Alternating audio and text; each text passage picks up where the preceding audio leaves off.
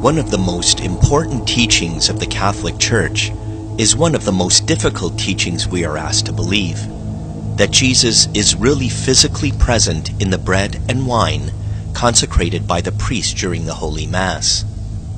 In fact, even some priests through the ages have struggled with this Catholic belief. But God recognizes that many of us need help to believe, and from time to time has provided for us clear proof, miracles, to help us with our faith in the real presence of His Son in the Eucharist.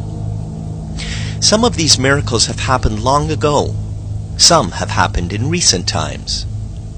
One of these is a Eucharistic miracle that took place in 1996 in a church in Buenos Aires, Argentina, in the diocese of Auxiliary Bishop Jorge Mario Bergoglio, who would become our current Pope Francis. This is what happened.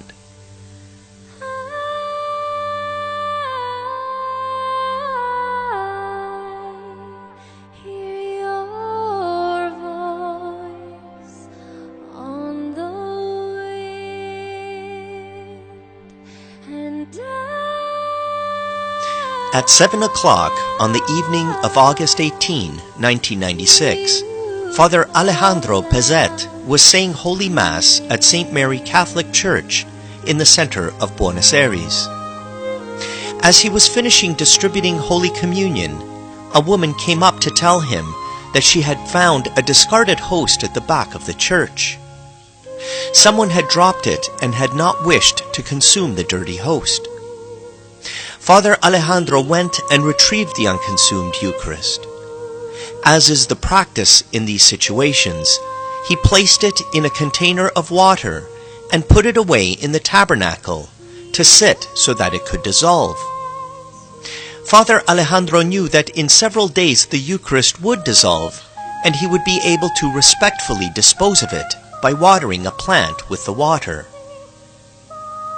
On Monday, August 26, upon opening the tabernacle, Pezet saw to his amazement that the host had not dissolved, but rather it had turned into a bloody substance. He informed Auxiliary Bishop Jorge Bergoglio, who gave instructions that the host be professionally photographed. The photos were taken on September 6.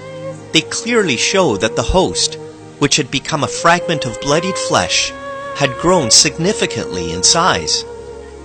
For several years, the host remained in the tabernacle, the whole affair being kept a strict secret. Since the host suffered no visible decomposition, the now Archbishop Bergoglio decided to have it scientifically analyzed. On October 5, 1999, in the presence of the Archbishop's representatives, Professor Dr. Ricardo Castañón, a neuropsychophysiologist, was given permission to take a sample of the bloody fragment for testing, and he brought it to New York for analysis.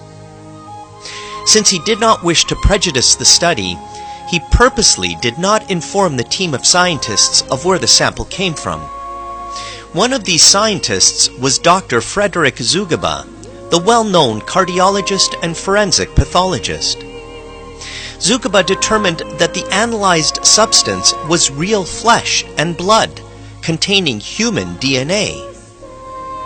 As he looked down at his microscope, he said, "I can tell you exactly what this is. This flesh is part of the muscle of the heart found in the wall of the left ventricle. It's the muscle that gives the heart its beat and the body its life. I can see infiltrated through this tissue white blood cells, and that tells me two things. That this heart was alive at the moment that this sample was taken, because white blood cells die outside of a living organism. And also, these white blood cells go to address injury, so this heart has suffered. This is the sort of thing I see in patients that have been beaten about the chest."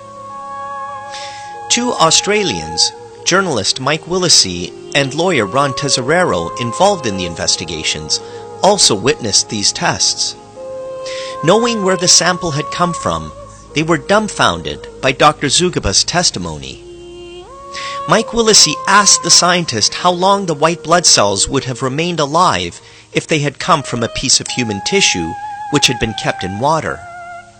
They would have ceased to exist in a matter of minutes, Dr. Zugaba replied. The journalist then told the doctor that the source of the sample had first been kept in ordinary water for a month, and then for another 3 years in a container of distilled water. Only then had the sample been taken for analysis. Dr. Zugaba was at a loss to account for this fact. There was no way of explaining it scientifically, he stated. Only then did Mike Willesee inform Dr. Zugaba that the analyzed sample came from a consecrated host, white, unleavened bread, that had mysteriously turned into bloody human flesh. Amazed by this information, Dr. Zugaba replied, "How and why a consecrated host would change its character and become living human flesh and blood will remain an inexplicable mystery to science, a mystery totally beyond her competence." Then Dr. Ricardo Castañón arranged to have the lab reports from the Buenos Aires miracle compared to the lab reports on a relic from a similar miracle that took place in Lanciano, Italy over 1200 years ago, again without revealing the origin of the test samples. The experts making the comparison concluded that the two lab reports must have originated from test samples obtained from the same person.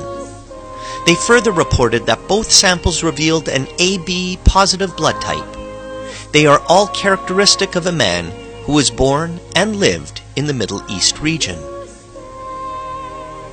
How can the events of the miracle of Buenos Aires be explained? Only faith in the extraordinary action of a God provides the reasonable answer. Faith in a God who wants to make us aware that He is truly present in the mystery of the Eucharist.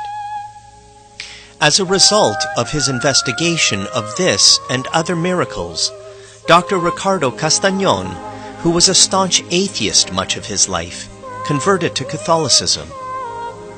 Whenever you receive communion, may the miracle of Buenos Aires help to remind you of the awesome miracle and sacrifice of Christ in the Eucharist.